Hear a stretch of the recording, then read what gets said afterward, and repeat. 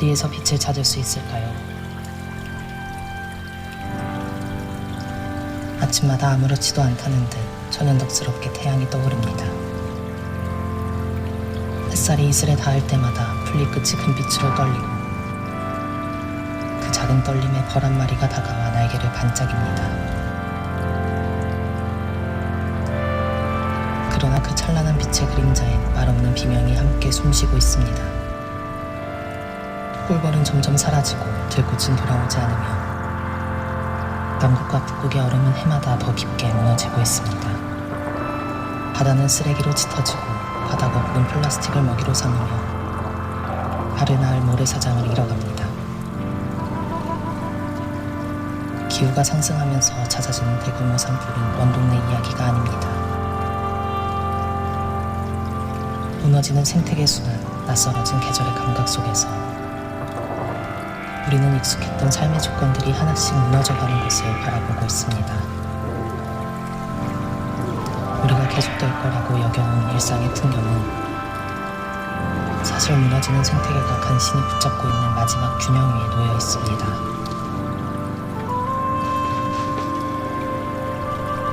우리의 일상을 지탱하고 있는 비디면의 어둠을 외면하지 말아야 합니다. 아름다움이 우리에게 침묵하지 말라고 속삭이는 이때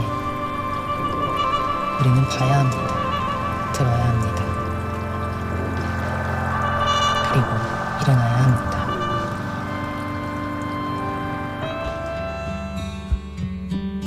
한국교회가 환경주의를 함께 지켜온 지 42년. 환경주의는 단지 한 해의 절기를 넘어서 창조신앙의 깊은 성찰과 회개의 여정을 지속적으로 요청해온 신앙의 시간입니다.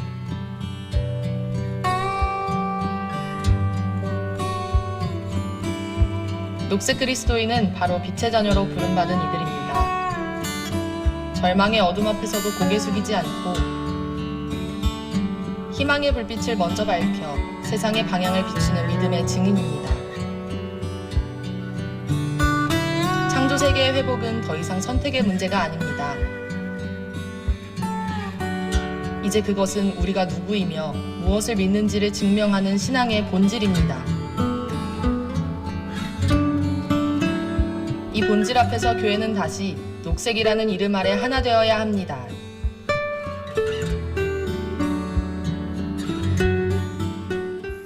우리를 위해 모두를 위해 하나님이 지으신 아름다운 창조 세계를 꼭 지켜주세요. 환경주의를 함께 해요.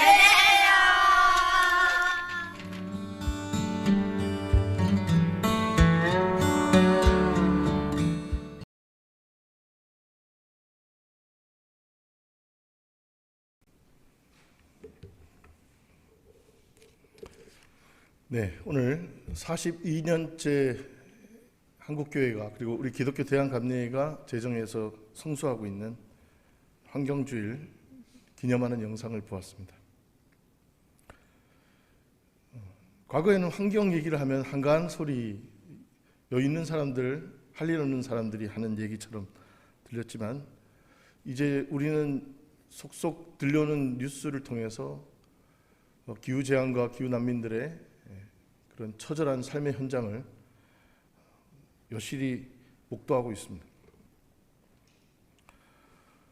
이것은 지난 근대 기계론적 세계관과 제국주의, 힘의 논리, 물질 문명이 낳은 역사적 비극이고 우리 세대에 극복해야 될 선교적 과제이기도 합니다. 하지만 지난 최근 몇 개월간 우리는 당장 우리가 살고 있는 국가 공동체의 토대가 위협받는 역사적 전환점을 또한 살아냈습니다. 8년 전 촛불을 들어 무능하고 부덕한 대통령에 대한 국민의 목소리가 탄핵을 성취하는 역사로 이어졌고 많은 이들이 이를 촛불혁명이라고 불렀습니다. 하지만 이후 출범한 정부는 무소불위의 검찰권 앞에 무기력하게 휘둘리다 결국 늘 권력의 개 노릇을 자처해오던 검찰 그 자체에게 정권을 내어주고 말았습니다. 쉽게 말하자면 마당의 개가 대청마루에 오르내리다 못해 주인 안방까지 차지한 기가 막힌 역사를 우리는 지난 3년간 목도했던 것입니다. 그리고 결국 안방을 차지하고 온 집안을 어지럽히던 개가 마침내 주인을 무는 사태가 발생했습니다. 그게 바로 지난해 12월 3일 계엄 사태였습니다. 이제 주인을 무는 개에게 예비된 것은 몽둥이가 될 것 같습니다. 지난 6개월은 대한민국 헌정사에서 가장 치열한 시간으로 기록될 역사적 기간이었습니다. 훗날 역사가는 이 기간을 어떻게 쓸지 모르겠지만 현재 우리의 최근의 내란 사태와 시민들의 계엄 저지 및 탄핵, 정권 교체에 이르는 이 모든 과정을 언론과 비평가들의 입에서는 빛의 혁명이라고 불립니다. 현직 대통령이 자신의 무능과 범죄를 은폐하고 영구 집권을 꾀하며 일으킨 친위 쿠데타가 바로 이번 12.3 계엄이었습니다. 국민을 지키라고 주어진 총검을 갖고 국민을 향해 겨눈 내란, 군사 반란이 바로 이번 12.3 계엄의 본질입니다. 그런데 놀라운 일이 발생했습니다. 고도로 훈련된 최정예 부대 특전사 제707 특임단 특수인문단이 국회에 난입했을 때 그들을 기다리고 있었던 이들은 계엄 소식을 듣고 서울과 수도권 각지에서 순식간에 달려온 시민들이었습니다. 시민들은 맨몸이었지만 강력한 전투력으로 무장한 특전사 앞에서도 용감하게 시민의 양심과 헌법의 준엄함을 말했습니다. 그리고 온몸으로 막았습니다. 이에 군인들은 더 이상의 도발을 멈추고 주저하고 멈칫할 수밖에 없었습니다.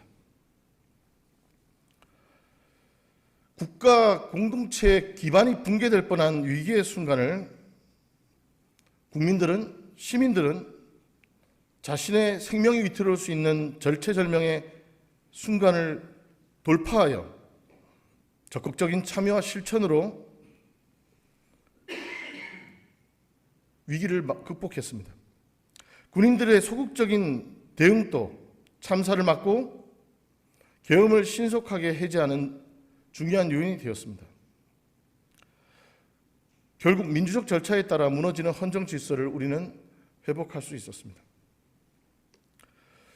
그동안 1948년 정부 수립 이래 일본 제국주의의 잔재인 국가폭력에 의해, 힘의 논리에 의해, 군사력에 의해 수많은 민간 희생자들이 나왔고 국민들은 고통을 받아왔습니다.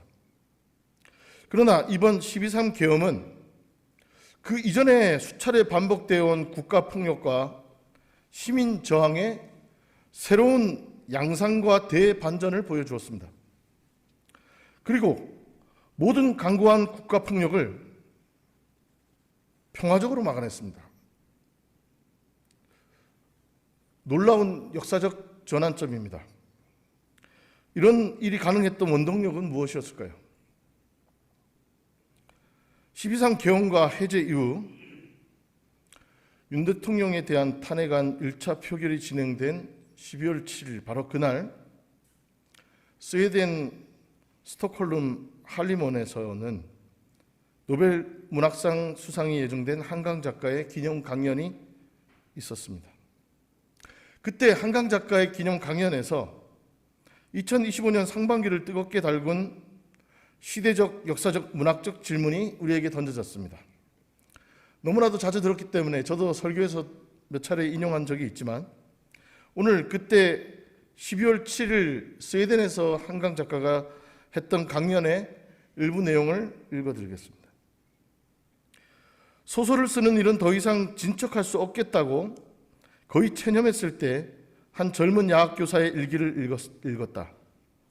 1980년 5월 당시 광주에서 군인들이 잠시 물러간 뒤 열흘 동안 이루어졌던 시민자치의 절대 공동체에 참여했으며 군인들이 되돌아오기로 예고된 새벽까지 도청 옆 YWCA에 남아있다 살해되었던 수줍은 성격의 조용한 사람이었다는 박용준은 마지막 밤에 이렇게 썼다. 하느님, 왜 저에게는 양심이 있어 이렇게 저를 찌르고 아프게 하는 것입니까? 저는 살고 싶습니다. 이 문장들을 읽는 순간 이 소설이 어느 쪽으로 가야 하는지를 벼락처럼 알게 되었다. 두 개의 질문을 이렇게 거꾸로 뒤집어야 한다는 것도 깨닫게 되었다. 과거가 현재를 도울 수 있는가? 죽은 자가 산 자를 구할 수 있는가? 이후 이 소설을 쓰는 동안 실제로 과거가 현재를 돕고 있다고, 죽은 자들이 산 자를 구하고 있다고 느낀 순간들이 있었다. 이따금 그 묘지에 다시 찾아갔는데 이상하게도 갈 때마다 날이 맑았다. 눈을 감으면 태양의 주황빛이 눈꺼풀 안쪽에 가득 찼다. 그것이 생명의 빛이라고 나는 느꼈다. 말할 수 없이 따스한 빛과 공기가 내 몸을 에워싸고 있다고.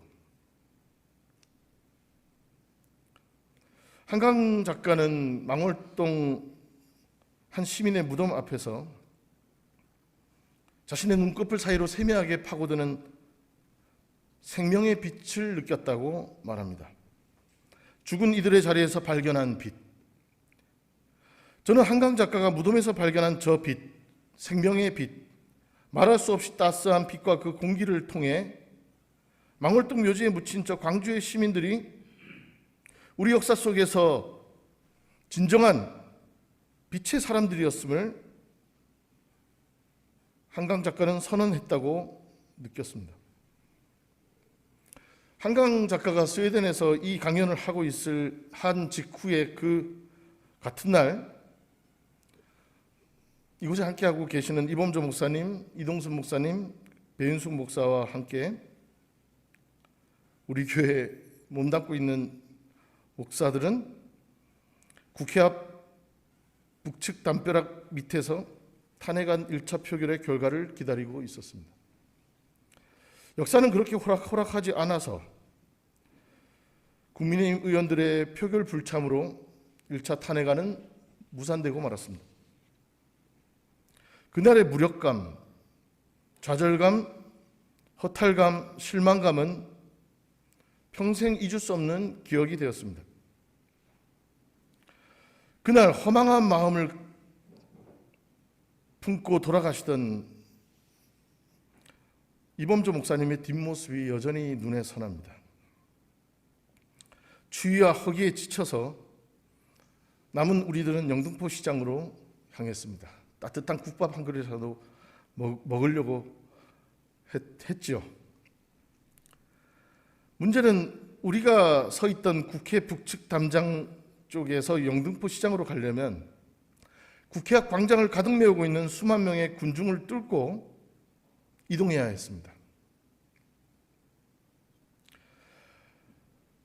기대했던 결과를 얻지 못하고 낭망하며 힘없이 걷던 저는 그 군중 틈을 파고들며 허기를 달래기 위해서 시장을 향하던 그 발걸음 중에 미처 상상도 못했던 경이로운 순간들을 목격했습니다. 수많은 응원봉, 그 봉으로 무엇을 할 수 있겠냐고 조롱당해도 이상하지 않을 K-팝 팬덤 문화의 상징인 그 무용하고 무력하기 그지없어 보이는 응원봉의 물결이 탄핵안 무산 이후 더욱더 격렬하고 웅장하게 물결치고 있었던 것입니다. 그 군중 속을 걸었던 시간은 제게 마치 카이로스의 시간 같았습니다. 절망의 순간에서 희망을 발견하는 대반전의 서막이었습니다. 그리고 그 젊은이들의 응원봉이 만들어내는 다채로운 빛들의 집합과 향연은 강구한 내란 정권의 어둠을 밀어내고 추한 민낯을 그대로 드러냈습니다. 그렇게 빛고울 광주의 죽은 자들은 그저 그렇게 어두운 무덤 속에 침묵하며 잠들어 있었던 것이 아니라 오늘 이 자리에 역사의 위태로운 현실과 씨름하며 살아있는 자들을 도우며 2024년 여의도 광장에서 빛으로 시대의 희망으로 부활하고 있었습니다. 바야흐로 빛의 혁명의 시대의 도래였습니다. 그러나 흥분하고 고무되기엔 너무나도 이릅니다. 촛불혁명이 윤석열 검찰 정권을 창출했다는 역사적 비극으로 귀결된 것을 반면교사 삼아 아직 우리는 여전히 혁명의 도상 위에 서 있는 위태로운 존재들임을 자각할 필요가 있을 것입니다. 철학자 박구영 교수는 지난 내란 기간 동안에 집필한 책 빛의 혁명과 반혁명 사이라는 책에서 이제 한 시대가 끝나고 새로운 시대가 열리는 지금 이 순간을 철학적으로 성찰하고 있습니다. 그는 내란 사태 이후 우리는 혁명의 가능성과 반혁명의 저항을 동시에 마주하고 있다고 진단합니다. 그는 이 책에서 내란 사태의 배경과 본질을 진단하고 지난 정권의 법률주의가 공론장을 어떻게 왜곡했는지, 그리고 자유라는 말과 개념이 어떻게 정치적으로 도구화되면서 변질했는지 밝힙니다. 그리고 이제 새로운 시대, 즉 빛의 혁명의 시대를 다음과 같이 진단합니다. 이 책의 219쪽에 있는 대목인데요. 헤겔의 말을 다시 떠올려 보겠습니다. 미네르바의 부엉이는 황혼이 깃들 무렵에야 비로소 날개짓을 시작한다. 이 명제는 나 같은 학자만이 아니라 정치인도 그 뜻을 새겨볼 가치가 있습니다. 학자나 정치인이 시민을 계몽시키던 시대는 끝났습니다. 이제 학자와 정치인은 시민들의 뜻을 따라야 합니다. 부름의 따름이 정치인의 윤리입니다. 거리에서, 광장에서, 당원들 사이에서 형성되고 있는 의견과 의지를 소유하려는 정치는 곧바로 퇴출당하는 시대입니다. 무섭다고 피할 수 없습니다. 틀렸다고 소리쳐도 메아리 없습니다. 이것이 시대의 흐름이라는 것을 빛의 혁명이 가르치고 있습니다. 이 대목을 읽으면서 가장 확실하게 떠오르는 한마디는 깨어있는 시민이라는 말입니다. 깨어있는 시민의 통치가 현실화되고 있는 세상이 지금 우리가 딛고 있는 한반도의 21세기 6월입니다. 그 광장과 거리와 시민의 목소리를 사유화하려는 모든 시도가 이제는 어려워졌음을 한 철학자는 이렇게 선언하고 있는 것입니다. 이러한 시민 통치의 시대는 지난 1960년 4.19에서 4.19 혁명 당시 수많은 청년과 학생이 독재에 한가하다 죽어갔을 때 한 기독교인으로서, 신학자로서, 목회자로서 느낀 비탄을 기독교 사상 잡지에 기고했던 감리교 신학교 교장 홍연설 목사의 글에서 이미 선언되고 있음을 확인합니다. 홍연설 우리 감신대 교수님이, 학장님이 쓰신 4.19에서 얻은 교훈이라는 글, 이 대목 잠깐 읽어드리겠습니다. 이제부터 우리는 좀 더 책임있는 시민이 되기를 힘써야 하겠다. 책임있는 시민이 된다는 것은 책임있는 정치가가 된다는 것과 똑같이 중요한 일이다. 지금까지 우리의 무관심과 방관주의의 태도를 버리고 우리의 눈을 크게 뜨고 우리의 귀를 열어서 어디에 부정이 있으며 불법이 있으며 민의가 묵살되고 있는가를 끊임없이 살펴서 여론을 일으키고 자유로운 비판을 내려 그러한 병폐가 축적되어 후일에 또 큰 불행을 가져오지 않도록 국민 한 사람 한 사람이 민주주의의 감시병이 되어야 할 것이다. 지금으로부터 65년 전에 한 감리교 목사가 쓴 글입니다. 이 글을 통해서 확인되는 것은 이제 시민 속에서 광장에서 일하시며 목소리를 내는 하나님을 발견해야 될 때가 이르렀다. 때가 찼다는 것입니다. 철학자 박구영 씨는 책의 말미에서 마지막으로 내란 종식 이후 우리가 나아가야 할 시대는 혐오의 정치를 넘어 우정의 정치로 가는 길을 모색해야 한다고 말합니다. 이렇게 말합니다. 공포의 시대를 끝내려면 빛의 혁명 내부에서 증오가 아니라 우정을 키워야 합니다. 사회적 사랑과 우정, 신뢰만이 혐오의 정치, 공포의 정치에서 상처받은 우리를 구제할 수 있습니다. 263쪽의 말입니다. 이번 계엄과 내란 사태로 우리는 한국전쟁 이후 가장 극심한 심리전 내전 상태에 돌입한 것 같습니다. 남북이 분단된 것에 이어서 동서가 분단과 대립의 시대를 첨예한 시대를 삽니다. 동서뿐이겠습니까?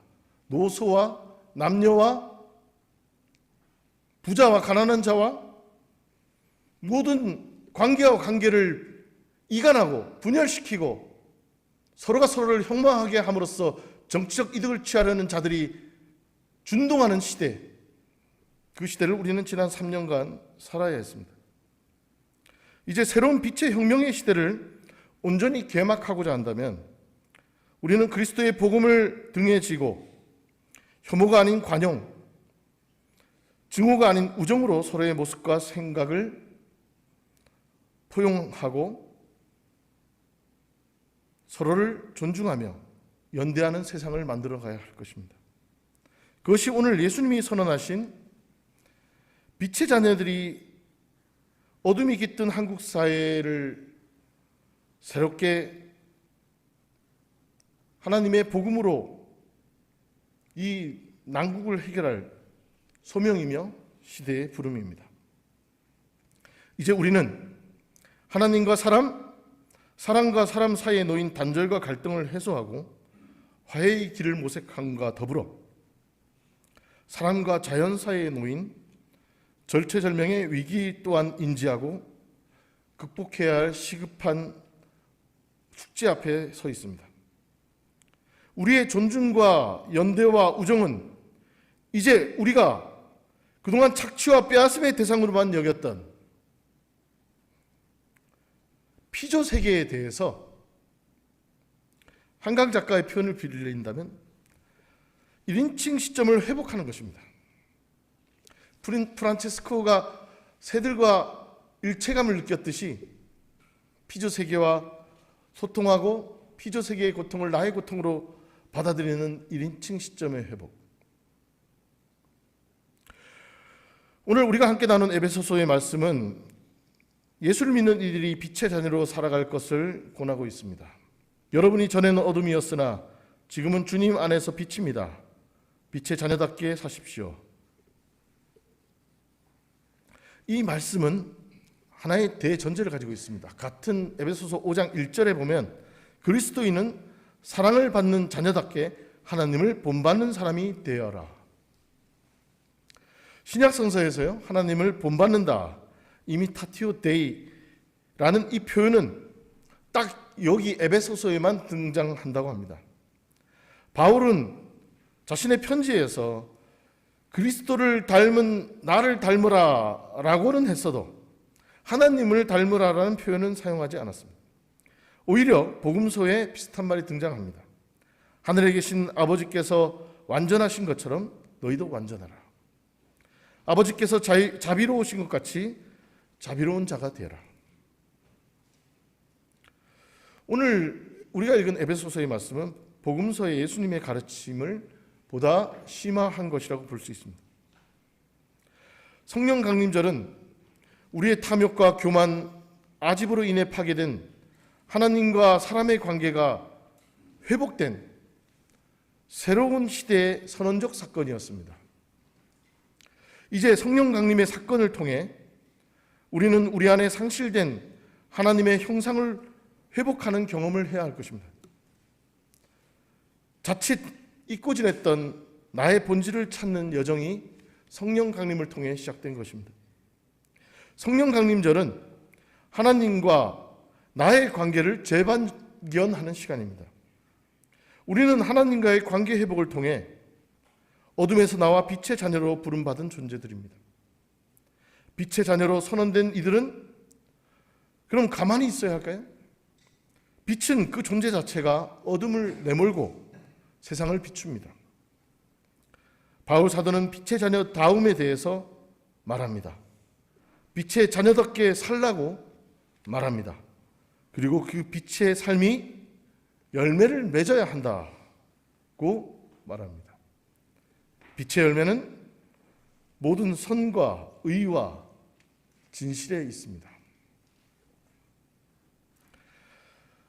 자신의 욕망의 포로로 붙잡힌 삶, 그것은 사실상 끊임없이 욕망을 부추기는, 끊임없이 소비하라고 유혹하는 거대한 자본의 탐욕에 의해 지배되는 삶일 수 있습니다.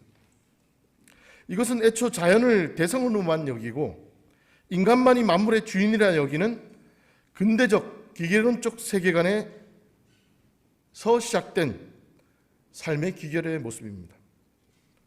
오늘날 대량 생산과 대량 소비의 자본주의 체제는 그 삶의 방식을 더욱 강화하고 결국은 온 지구 생명을 파멸의 위기로 내몰고 있습니다.